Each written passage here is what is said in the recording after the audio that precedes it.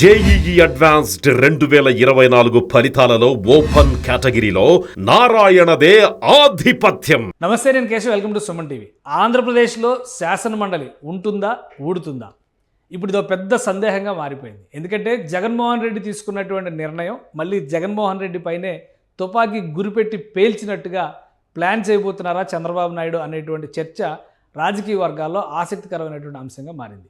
ప్రధానంగా అమరావతి అంశానికి సంబంధించి సిఆర్డీఏ రద్దు, రాజధాని వికేంద్రీకరణ బిల్లు పైన చర్చ జరిగేటువంటి సందర్భంలో శాసన మండలి కీలక పాత్ర పోషించింది. అయితే ఆ సమయంలో తెలుగుదేశం పార్టీకి శాసన మండలిలో బలం ఉండడం వల్ల ఆ బిల్లుని సమర్థంగా అడ్డుకోవడానికి కావాల్సినటువంటి వ్యూహరచన చేయడానికి మార్గం సుగమమైంది. కానీ ఈ అనుభవాలను దృష్టిలో ఉంచుకున్నటువంటి జగన్మోహన్ రెడ్డి అప్పటికప్పుడు తీసుకున్నటువంటి ఆవేశపూరితమైనటువంటి నిర్ణయంలో భాగంగా శాసన మండలి రద్దు ప్రతిపాదనని చేస్తూ కేంద్రానికి ఆయన ఒక తీర్మానాన్ని కూడా పంపినటువంటి పరిస్థితి ఉంది.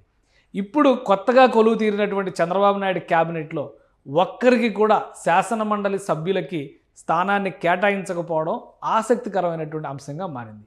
శాసన మండలిని పూర్తిగా రద్దు చేసేటువంటి ఆలోచన ఉండడం వల్లనే చంద్రబాబు నాయుడు శాసన మండలి నుంచి ఎవరిని మంత్రివర్గంలోకి తీసుకోలేదు అనేటువంటి అంశం కూడా విస్తృతంగా చర్చలోకి వస్తున్నటువంటి పరిస్థితి.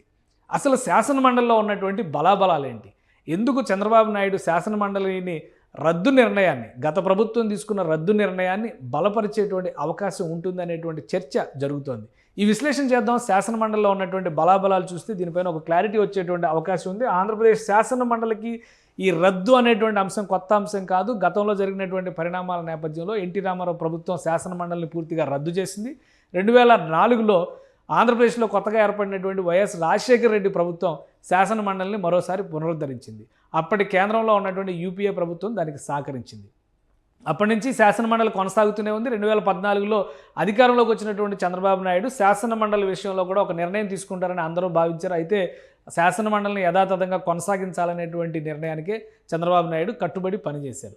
కానీ 2019 తర్వాత జరిగినటువంటి పరిణామాల్లో జగన్మోహన్ రెడ్డి తీసుకున్నటువంటి నిర్ణయాలు రేపు అదే రీతిలో వైఎస్ఆర్సీపీ సభ్యులు శాసన మండలిలో ఎక్కువ మంది ఉన్న నేపథ్యంలో తెలుగుదేశం ప్రభుత్వాన్ని, ముఖ్యంగా ఎన్డీఏ ప్రభుత్వాన్ని ఇరుక్కున పెట్టేటువంటి అవకాశం ఉంది అనేటువంటి చర్చ కూడా జరుగుతుంది. కాబట్టి ఆ బలాబలాల విషయంలో ఇక్కడ అంతరాలు ఏంటి, ఎందుకు వైఎస్ఆర్సీపీకి అక్కడ గ్రిప్ ఉంది అనేటువంటి చర్చ నడుస్తుంది. ముఖ్యంగా జగన్మోహన్ రెడ్డి ప్రత్యేకంగా శాసన మండలి సభ్యుల సమావేశాన్ని నిర్వహించడం కూడా ఇప్పుడు ఆసక్తికరంగా మారింది.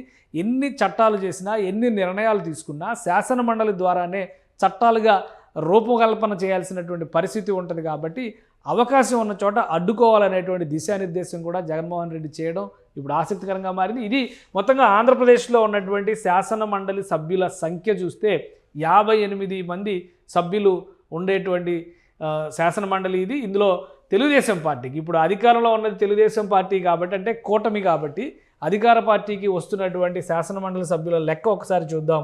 8 మంది టీడీపీ సభ్యులు ఇందులో ఉన్నారు. కేవలం 8 మంది మాత్రమే ఉన్నారు ఈ 58 మందిలో. మిగతా సభ్యులందరూ కూడా అపోజిషన్లోనే ఉన్నటువంటి పరిస్థితి. అంటే 44 మంది ప్రభుత్వానికి వ్యతిరేకంగా పనిచేసేటువంటి శాసన మండలి సభ్యులు ఇక్కడ ఉన్నారు. వైఎస్ఆర్సీపీకి అత్యధికంగా 38 మంది సభ్యులు శాసన మండలిలో ఉన్నారు. ఎందుకంటే లాస్ట్ అసెంబ్లీలో 151 మంది ఎమ్మెల్యేలు వైఎస్ఆర్సీపీ నుంచి గెలుపొందారు. కాబట్టి వైఎస్ఆర్సీపీ సభ్యులే దాదాపుగా శాసన మండలిలో నిండిపోయినటువంటి పరిస్థితి ఉంది. ఇక ఇండిపెండెంట్లుగా 4 ఉన్నారు, పీడీఎఫ్ తరపున 2 ఉన్నారు, వేకెంట్గా ఉన్న పొజిషన్స్ 4 ఉన్నాయి.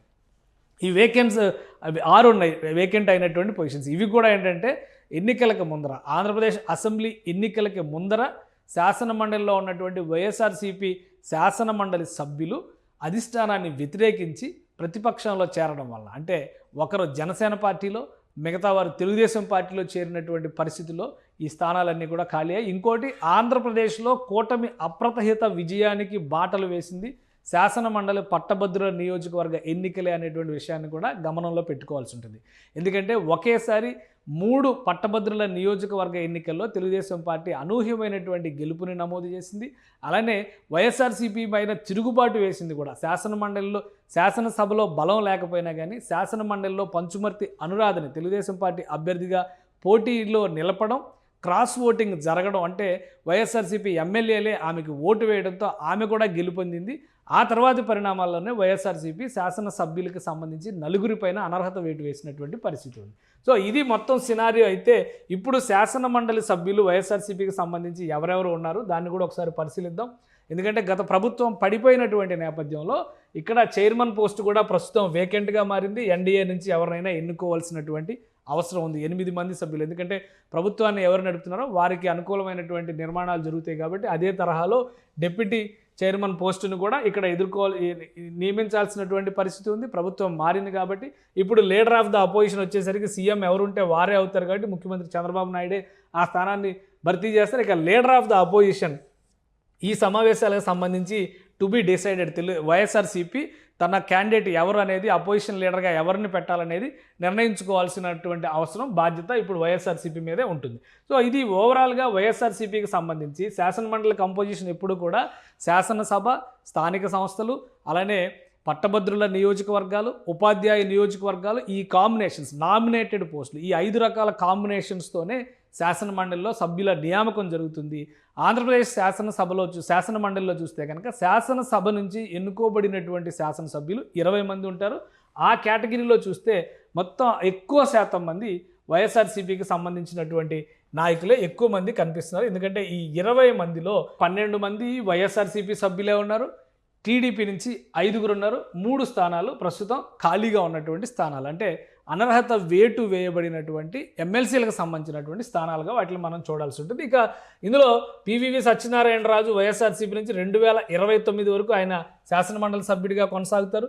పోతుల సునీత ఈమె కూడా 2029 వరకు శాసనమండలి సభ్యులుగా కొనసాగుతారు. ఇక బొమ్మి ఇజ్రాయెల్ 2029 వరకు శాసనమండలి సభ్యులుగా కొనసాగుతారు. అలానే జయమంగళం వెంకటరమణ 2029 వరకు శాసనమండలి సభ్యులుగా కొనసాగుతారు.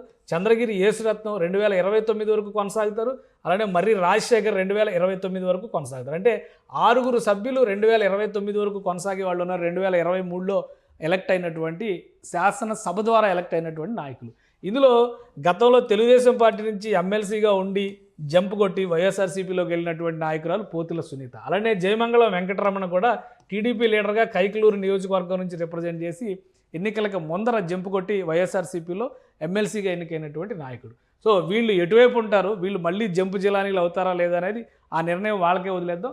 మొత్తం మీద వీళ్ళు 2029 వరకు అయితే అంటే కనీసం 5 సంవత్సరాల పాటు వీళ్ళే ఎమ్మెల్సీలుగా కొనసాగేటువంటి అవకాశం ఉంది. ఇక మిగతా స్థానాలు చూస్తే కనుక డీసీ గోవిందరెడ్డి 2027 వరకు ఎమ్మెల్సీగా ఉంటారు. అలానే విక్రాంత్ పాలవలస విక్రాంత్ 2027 వరకు ఎమ్మెల్సీగా ఉంటారు. ఇజాక్ బాషా ఆయన కూడా 2027 వరకు ఎమ్మెల్సీగా కొనసాగుతారు. బల్లి కళ్యాణ్ చక్రవర్తి గతంలో తిరుపతి ఎంపీ బల్లి దుర్గాప్రసాద్ తనయుడిన ఆయన చనిపోయినటువంటి నేపథ్యంలో ఆయన కుమారుడికి ఎమ్మెల్సీ సీట్ ఇచ్చారు. 2027 వరకు ఆయన కొనసాగుతారు. ఇక దువ్వాడ శ్రీనివాస్ ఈయన కూడా 2027 వరకు ఎమ్మెల్సీగా ఉంటారు. మహమ్మద్ రుహుల్లా ఈయన కూడా 2027 వరకు ఎమ్మెల్సీగా కొనసాగుతారు. సో వీళ్ళు ఒక 6 ఉన్నారు. సో ఈ 6 ప్లస్ ఈ 6 మొత్తం కలిపి 12 మంది ఈ కోటాలో ఎమ్మెల్యేలు ఎన్నుకున్నటువంటి కోటాలో వైఎస్ఆర్సీపీ తరపున శాసనమండలి సభ్యులుగా ఉన్నటువంటి వాళ్ళు ఈ 12 మంది. సో వీళ్ళు కాకుండా తెలుగుదేశం పార్టీ జాబితాను ఒకసారి మనం చూద్దాం. తెలుగుదేశం పార్టీ కూడా ఇందులో బలమైనటువంటి, ఎందుకంటే 23 మంది శాసనసభ్యులు ఉన్నారు కదా, అందులో 3-4 హ్యాండ్ ఇచ్చినా కానీ కొంతమంది మళ్ళీ ఇటువైపు జంప్ చేసిన వాళ్ళు ఉన్నారు. కాబట్టి లాస్ట్ మినిట్లో అనూహ్యంగా గెలుపొందినటువంటి పంచుమర్తి అనురాధ 2029 వరకు ఎమ్మెల్సీగా కొనసాగుతారు. యనమల రామకృష్ణుడు నెక్స్ట్ ఇయర్తో కంప్లీట్ అయిపోతుంది. 2025తో ఆయన ఎమ్మెల్సీ కోటా కంప్లీట్ అవుతుంది. ఇక అశోక్ బాబు కూడా 2025 వరకు ఎమ్మెల్సీగా ఉంటారు. తిరుమల నాయుడు ఆయన కూడా 2025 వరకు కొనసాగుతారు. ఇక దువ్వూరుపు రామారావు ఆయన కూడా 2025 వరకు కొనసాగుతారు. సో వీళ్ళు మొత్తం 5 శాసన మండలి సభ్యులు టీడీపీ నుంచి ఒక్కరు మినహా మిగతా 4 కూడా ఏడాదిలో పదవి విరమణ చేసేటువంటి అవకాశం ఉంది. అయితే ఇప్పుడు శాసనసభలో 164 స్థానాలు ఎన్డీఏ పక్షాన ఉన్నాయి. కాబట్టి ఇప్పుడు మంత్రివర్గంలో ఎలా అయితే సీట్ షేర్ జరిగిందో అలానే బీజేపీ జనసేన మధ్య పంపకాలు చేసుకోగా తెలుగుదేశం పార్టీ సభ్యులు ఎక్కువ మంది శాసన మండలికి రావడానికి అవకాశం ఉంటుంది. అలాగే జనసేన నుంచి ఒకరిద్దరు, బీజేపీ నుంచి కూడా ఒకరిద్దరు, జనసేన నుంచి కనీసం 3 రావడానికి అవకాశం ఉండొచ్చు. బీజేపీ నుంచి చూస్తే కనీసం ఒకరిద్దరు రావడానికి అవకాశం ఉంది. సో ఇది ప్రస్తుతం అవకాశం ఉన్నటువంటిది. అయితే ఈ అనర్హత వేటు నేపథ్యంలో 3 సభ్యులకి సంబంధించి వాళ్ళ పదవీ కాలాలు ముగియడానికి ముందరే 2024 మార్చి 12న ఒకరికి, ఏప్రిల్ 5న ఒకరికి, మే 17 ఉండే, అంటే ఎలక్షన్ రిజల్ట్ రాబోయే ముందర కూడా జంగా కృష్ణమూర్తి అనుకోండి బహుశా ఆయన మీద వేటు వేశారు. సో ఈ 3 స్థానాలు కూడా ఇప్పుడు ఇమీడియట్గా భర్తీ చేసుకునే అవకాశం ఉంది. కాబట్టి ఈ స్థానాల్లో ఎన్డీఏకి సంబంధించినటువంటి అభ్యర్థులు ఎవరెవరికి ఇస్తారు? తెలుగుదేశం పార్టీ బహుశా 2 సీట్లు తీసుకుంటే ఒకటి మిత్రపక్షాలకు కేటాయిస్తుందా, లేదంటే జాయిన్ అయినటువంటి వాళ్ళు, ఎందుకంటే జనసేనలో జాయిన్ అయినటువంటి వంశీకృష్ణ యాదవ్ విశాఖ సౌత్ నియోజకవర్గం నుంచి గెలుపొందారు. ఆయన కూడా ఎమ్మెల్సీగానే ఇక్కడ ఉన్నటువంటి వ్యక్తి, పదవీ కాలం ఉన్నా కానీ రాజీనామా చేసి బయటకు వచ్చినటువంటి వ్యక్తి. కాబట్టి ఒకటి జనసేన కోటాలోకి వెళుతుందా, తెలుగుదేశం 2 తీసుకుంటుందా అనేది ఒక ఆసక్తికరమైనటువంటి అంశం. మొత్తం మీద తెలుగుదేశం పార్టీకి ఇక్కడ ఉన్నటువంటి స్థానాలు 5. ఈ 5 తీసేస్తే రెండో కేటగిరీ, అంటే స్థానిక సంస్థలకు సంబంధించినటువంటి కేటగిరీస్ నుంచి కూడా 20 మంది సభ్యుల్ని ఎన్నుకునేటువంటి వెసులుబాటు ఉంది. అందులో 20లో 18 మంది సభ్యులు వైఎస్ఆర్సీపీ సభ్యులే ఉన్నారు. మరొక 2 కూడా పార్టీ మారడం వలన వారిని డిస్క్వాలిఫై చేశారు. కాబట్టి ఆ స్థానాలు వేకెంట్గా ఉన్నాయి. అందులో వంశీకృష్ణ యాదవ్ పోస్ట్ కూడా ఒకటి. సో ఇక్కడ స్థానిక సంస్థలకు సంబంధించి మరొక ఆసక్తికరమైనటువంటి విషయం ఏంటంటే, రాష్ట్రంలో ప్రభుత్వం మారినప్పటికీ కూడా 1.5 క్రితం జరిగినటువంటి 2 ఏళ్ల క్రితం జరిగినటువంటి స్థానిక సంస్థల ఎన్నికల్లో దాదాపు 97% వరకు వైఎస్ఆర్సీపీనే గెలుచుకున్నటువంటి పరిస్థితి ఉంది. ఆ ఎన్నికలు ఎలా జరిగినాయి, ఆ గెలుపు ఎలా సాధ్యమైంది, ఇదంతా కూడా వేరే చర్చ. కానీ ఇప్పుడు అధికారంలో ఉన్నటువంటి ప్రభుత్వానికి అనుకూలంగా వీరందరూ మారి ఆ పార్టీకి సంబంధించి, ఆ కూటమికి సంబంధించినటువంటి వారికి ఓట్లు వేస్తారా, లేదా వైఎస్ఆర్సీపీ నాయకులనే గెలిపిస్తారా అనేది కూడా ఒక $1 మిలియన్ క్వశ్చన్గా మనం చూడాల్సి ఉంటుంది. ఇందులో గెలుపొందినటువంటి వాడు, అంటే వైసీపీ నుంచి మొత్తం అంతా రిప్రజెంటేషన్ అంతా వైసీపీనే ఉంది, మొత్తం బ్లూ కలరే ఉంది. కాబట్టి ఎక్కువ మంది 2029 వరకు, సగం మంది 2027 వరకు, అంటే బహుశా 6 మంది అటు 6 మంది ఇటు ఉన్నటువంటి పరిస్థితి కనిపిస్తుంది. 10 మంది ఇటు 12 మంది అటు కనిపిస్తున్నారు మొత్తం చూస్తే. ఒకసారి ఇందులో ఉన్నటువంటి పేర్లు కూడా మనం చూద్దాం. జిల్లాల వారీగా స్థానిక సంస్థలకు రిప్రజెంట్ చేసేటువంటి వాళ్ళు ఉమ్మడి జిల్లాల వారీగా ఉన్నటువంటి ఒకసారి చూద్దాం. ఒక్కొక్క జిల్లాకి 2-3 కూడా ఉన్నటువంటి స్థానం ఉంది. కాబట్టి చిత్తూరు నుంచి సిపాయి సుబ్రహ్మణ్యం 2029 వరకు ఉంటారు. ఈస్ట్ గోదావరి నుంచి కుడిపూడి సూర్యనారాయణరావు 2029 వరకు ఉంటారు. అలానే కర్నూలు నుంచి మధుసూదన్ 2029 వరకు ఉంటారు. శ్రీకాకుళం నుంచి నార్త్ రామారావు ఆయన కూడా 2029 వరకు ఉంటారు. నెల్లూరు నుంచి మేరిగ మురళీధర్ ఆయన కూడా 2029 వరకు ఉంటారు. వెస్ట్ గోదావరి నుంచి కావూరు శ్రీనివాసరావు ఆయన 2029 వరకు ఉంటారు. వెస్ట్ గోదావరి నుంచి మరొక స్థానం వంక రవీంద్రనాథ్ ఆయన 2029 వరకు ఉంటారు. అనంతపురం నుంచి చూస్తే శనిపల్లి మంగమ్మ ఆమె కూడా 2029 వరకు ఉంటారు. ఇక కడప నుంచి పి రామసుబ్బారెడ్డి 2029 వరకు ఉంటారు. అంటే 9 మంది 2029 వరకు, రాబోయే 5 సంవత్సరాల వరకు వీళ్ళే కొనసాగే అవకాశం ఉంది శాసన మండలిలో. సో ఇవి స్థానిక సంస్థలకు సంబంధించినవి. కాబట్టి మళ్ళీ కొత్తగా లోకల్ బాడీ ఎలక్షన్స్ జరిగిన తర్వాత అప్పుడు కనుక కూటమికి అందులో మెజారిటీ వస్తే వాళ్ళ సభ్యుల్ని గెలిపించుకోవడానికి అవకాశం ఉంటుంది. 9 వరకు అది ఉంది. ఇక నెక్స్ట్ చూద్దాం. అనంతపురానికి సంబంధించి ఎల్లారెడ్డి గారి శివరామరెడ్డి 2027 వరకు ఉంటారు. చిత్తూరు నుంచి కేఆర్జే భరత్, అంటే కుప్పంలో పోటీ చేశారు కదా, చంద్రబాబు నాయుడు గారిని ఓడిస్తానని సవాల్ విసిరినటువంటి ఎమ్మెల్సీ ఈయన, 2027 వరకు ఆయన ఉంటారు. ఈస్ట్ గోదావరి నుంచి అనంత సత్య ఉదయభాస్కర్ ఆయన 2027 వరకు ఉంటారు. గుంటూరు నుంచి మురుగుడు హనుమంతరావు ఆయన కుమార్తెనే లావణ్యకి మంగళగిరిలో సీట్ ఇచ్చారు ఎమ్మెల్యేగా. సో ఈయన 2027 వరకు ఉంటారు. గుంటూరు నుంచి చూస్తే ఉమారెడ్డి వెంకటేశ్వర్లు ఈయన కూడా 2027 వరకు ఉంటారు. గత శాసన మండలిలో ఆయన అధికార పక్షానికి సంబంధించినటువంటి నేతగా ఆయన వ్యవహరించారు. ఇక కృష్ణా జిల్లాలో చూస్తే కనుక మొండితోక అరుణ్ కుమార్ 2027 వరకు ఉంటారు. కృష్ణా జిల్లాలోనే తలసిల రఘురాం ఈయన జగన్మోహన్ రెడ్డి గారి టూర్ ప్లానర్ అనమాట. అంటే ఆయన వెళ్ళేటువంటి ఈవెంట్స్ అన్నిటి కూడా ఆయనే కోఆర్డినేట్ చేస్తారు. ఆయన కూడా ఎమ్మెల్సీ ఇచ్చారు, 2027 వరకు ఉంటారు. ప్రకాశం జిల్లాలో చూస్తే తోమాటి మాధవరావు 2027 వరకు ఉంటారు. సో మొత్తం 18 మందిలో 9 అటు వెళ్తే ఇంకొక 9 ఇటు వస్తున్నాయి. ప్రకాశం జిల్లా విశాఖపట్నంలో వరుడు కళ్యాణి ఆమె కూడా 2027 వరకు ఉంటారు. 2 స్థానాలు ఇక్కడ వేకెంట్ అయినాయి. ఆ 2 స్థానాల్లో ఇప్పుడు ఎవరిని విశాఖపట్నానికి విజయనగరానికి సంబంధించి భర్తీ చేయాల్సినటువంటి అవసరం ఉంది. సో ఈ రెండింటికి పైన ఒక 3టికి మొత్తం 5 స్థానాలు భర్తీ చేయాల్సినటువంటి పరిస్థితి కనిపిస్తుంది. వీటితో పాటు ఇంకొకటి టీచర్స్ కాన్స్టిట్యున్సీ కూడా ఎలక్షన్స్ జరుగుతాయి. సో మిగతా గ్రాడ్యుయేట్స్ దానిలో ఒకసారి చూద్దాం. గ్రాడ్యుయేట్స్ దానిలో ఇక్కడే అసలు వాస్తవానికి అధికార పార్టీకి ప్రతికూల పవనాలు వీస్తున్నాయనేటువంటి సంకేతం చాలా స్పష్టంగా వచ్చింది. ఎందుకంటే Srikakulam, Visakhapatnam, Vizianagaram graduates constituency Telugu Desam party భారీ మెజారిటీతో గెలుపొందింది. అలానే ప్రకాశం, నెల్లూరు, చిత్తూరు ఇది కూడా తెలుగుదేశం పార్టీ గెలుపొందింది. కంచర్ల శ్రీకాంత్, ఇక్కడేమో చిరంజీవిరావు గెలిచారు. కడప, అనంతపూర్, కర్నూలు అంటే రాయలసీమకు సంబంధించినటువంటి 4 జిల్లాల కాన్స్టిట్యున్సీస్లో కూడా ఇక్కడ పూర్తి వ్యతిరేకత వైఎస్ఆర్సీపీకి ఉందనేటువంటి సంకేతాలు అప్పుడే ఇచ్చినాయి. 2023 మార్చిలో వీళ్ళ నియామకాలు ఎలక్షన్స్ జరిగినాయి కాబట్టి అప్పటికే అధికార పార్టీకి పూర్తి ప్రతికూలత ఉంది అనేటువంటి సంకేతాలు విద్యావంతులు చాలా క్లియర్గా ఇచ్చారు. కానీ అధికార పార్టీ అప్పుడు ఏమనుకుందంటే, అప్పటి అధికార పార్టీ ఏమనుకుందంటే, ఇదంతా కూడా విద్యావంతులు వేరే ఉద్దేశంతో వేశారు కాబట్టి గ్రామీణ ప్రాంతాల ప్రజలు, మిగతా ప్రజలందరూ మమ్మల్ని ఆదరిస్తారు, మేము ఖచ్చితంగా గెలుస్తామనే ధీమాతో ఉంది. కాబట్టి ఈ 3 స్థానాలు కూడా 2029 వరకు అంటే మరొక 5 సంవత్సరాల వరకు తెలుగుదేశం పార్టీ అభ్యర్థులు వీళ్ళే ఉంటారు. గ్రాడ్యుయేట్స్ కాన్స్టిట్యున్సీస్ నుంచి గెలుపొందారు కాబట్టి. ఈస్ట్ గోదావరి, వెస్ట్ గోదావరికి సంబంధించి ఐ వెంకటేశ్వరరావు 2025 అంటే వచ్చే సంవత్సరం ఈ 2 స్థానాలు కూడా ఖాళీ అవుతాయి. ఇక్కడ కృష్ణా, గుంటూరు సంబంధించి పీడీఎఫ్ కేఎస్ లక్ష్మణరావు గెలుపొందారు. ఇవి కంప్లీట్గా లెఫ్టిస్ట్ పార్టీలకు సంబంధించినటువంటి స్థానాలుగా మనం చూడాల్సి ఉంటుంది. అవి వచ్చే సంవత్సరం ఈ 2 స్థానాలకి ఎన్నికలు జరుగుతాయి.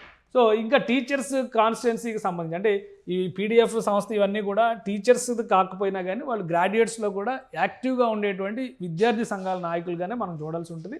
ఇక టీచర్స్ కాన్స్టిట్యున్సీలో చూస్తే కనుక ఇందులో అన్నీ కూడా ఇండిపెండెంట్ ఇవి ఉంటాయి. కాకపోతే ఏ గవర్నమెంట్ నామినేట్ చేస్తే, ఏ గవర్నమెంట్ అభ్యర్థులు నిలబెడితే ఆ గవర్నమెంట్కి అనుకూలమైనటువంటి ఉపాధ్యాయ సంఘాలకు సంబంధించినటువంటి ప్రతినిధులే అఫీషియల్గా పోటీ చేస్తారు. కానీ వాళ్ళకి పార్టీ గుర్తులు కేటాయించరు కాబట్టి పార్టీ లేని వారుగానే ఇండిపెండెంట్గా వాళ్ళని పరిగణించాల్సి ఉంటుంది. ఇక్కడ ప్రకాశం, నెల్లూరు, చిత్తూరు చంద్రశేఖర్ రెడ్డి, అలానే కడప, కర్నూలు, అనంతపురం రామచంద్రారెడ్డి, ఈస్ట్ గోదావరి వేకెంట్ ఉంది, అది ఎలక్షన్ జరగాల్సినటువంటి పరిస్థితి. కృష్ణా, గుంటూరుకు సంబంధించి తమటం కల్పలత, అలానే విజయనగరం, విశాఖపట్నంకి సంబంధించి రఘువర్మ, ఇవి ఇండిపెండెంట్లకు సంబంధించినటువంటి 4 స్థానాలు. అంటే టీచర్స్ దానిలో 1, గ్రాడ్యుయేట్స్ మొత్తం 5 ఉన్నాయి ఇందాక అనుకున్నాం. ఇది ఒకటి కూడా కలుపుకుంటే 6 స్థానాలు అవుతాయి.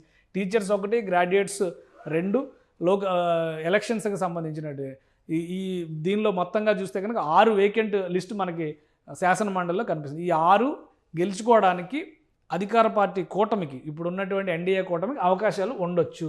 సో ఇవి కాకుండా నామినేటెడ్ మెంబర్స్ కూడా ఇందులో ఉంటారు. నామినేటెడ్ మెంబర్స్ పరిస్థితి ఏంటో కూడా ఒకసారి చూద్దాము. ఇందులో కుంభా రవిబాబు వైఎస్ఆర్సీపీ నుంచి నామినేట్ అయ్యాడు. కర్రి పద్మశ్రీ, ఆమె వైఎస్ఆర్సీపీ, మొత్తం అంతా కూడా వైఎస్ఆర్సీపీ నుంచి 8 పొజిషన్స్ ఉన్నాయి. 8 కూడా నామినేటెడ్ పోస్టులే కాబట్టి ఈ క్లియర్గా రమేష్ యాదవ్, అలానే మోషన్ రాజు, లేళ్ల అప్పిరెడ్డి, తోట త్రిమూర్తులు, పందుల రవీంద్రబాబు, జకియా ఖానం, సో మొత్తం అన్నీ కూడా ఈ 2026లో ఒక 2 సీట్లు ఖాళీ అవుతున్నాయి. మిగతా సీట్లు ఒక 4 సీట్లు 2027లో ఖాళీ అవుతున్నాయి. 29 వరకు మరొక 2 సీట్లు ఉండేటువంటి అవకాశం ఉంది. జనరల్గా నామినేటెడ్ ఏంటంటే ఆయా రంగాలకు సంబంధించి సేవా కార్యక్రమాలు చేసిన వాళ్ళు. ఎందుకంటే తెలంగాణలో నామినేటెడ్ ఎమ్మెల్సీల విషయంలో అనేక ఘర్షణలు జరిగినాయి, గవర్నర్ వర్సెస్ గవర్నమెంట్. సో ఇక్కడ అలాంటి ఏం లేవు, ప్రశాంతంగా అపాయింట్మెంట్లు జరిగినాయి. ఎందుకంటే ఈ లేళ్ల అప్పిరెడ్డి గారు వైఎస్ఆర్సీపీ నుంచి అనేక కేసులు రిప్రజెంట్ చేస్తూ మొన్న ఎలక్షన్స్ టైంలో కూడా ఆయన తిరిగారు. తోట త్రిమూర్తులు గారు ఎమ్మెల్యేగా కంటెస్ట్ చేశారు, ఏకంగా మండపేటలో ఓడిపోయారు. సో ఇవన్నీ కూడా పార్టీ నియామకాలలాగే జరిగినట్టుగా ఆంధ్రప్రదేశ్లో కనిపిస్తుంది. ఇది బలాబలాల పరంగా ఆంధ్రప్రదేశ్లో చూస్తే కనుక శాసన మండలికి సంబంధించినటువంటి చర్చ. అయితే ఇప్పుడు ఖాళీగా ఉన్నటువంటి 6 స్థానాలని భర్తీ చేయడానికి స్టాట్యూటరీగా ఉన్నటువంటి అవకాశాలను ఖచ్చితంగా అధికార కూటమి ఉపయోగించుకుంటుంది. అందులో మ్యాక్సిమం సీట్లు గెలవడానికి అవకాశం ఉంటుంది. అలా గెలుచుకున్నప్పటికీ కూడా 14 వరకు మాత్రమే చేరేటువంటి అవకాశం అధికార పార్టీకి ఉంది. అంటే 14 ఇక్కడ పెరిగినప్పటికీ కూడా, ఇక్కడ 14 అయినప్పటికీ కూడా వైఎస్ఆర్సీపీకి సంబంధించిన ఈ 38 అలానే ఉంటాయి. సో దీనివలన ఉద్దేశపూరితమైనటువంటి రాద్ధాంతాన్ని కనుక సృష్టిస్తే శాసన మండలి నుంచి ఏ బిల్లు వెళ్ళేటువంటి పరిస్థితి ఉండదు. అయితే శాసన మండలి ఏ బిల్లును కూడా అడ్డుకోలేదు. ఒక్కసారి మాత్రం తిరస్కరించి పంపడానికి అవకాశం ఉంటుంది. మళ్ళీ నెల రోజుల్లో అదే బిల్లుని కనుక శాసన సభ పంపిస్తే ఖచ్చితంగా దాన్ని ఆమోదించాల్సినటువంటి అనివార్యత ఉంటుంది.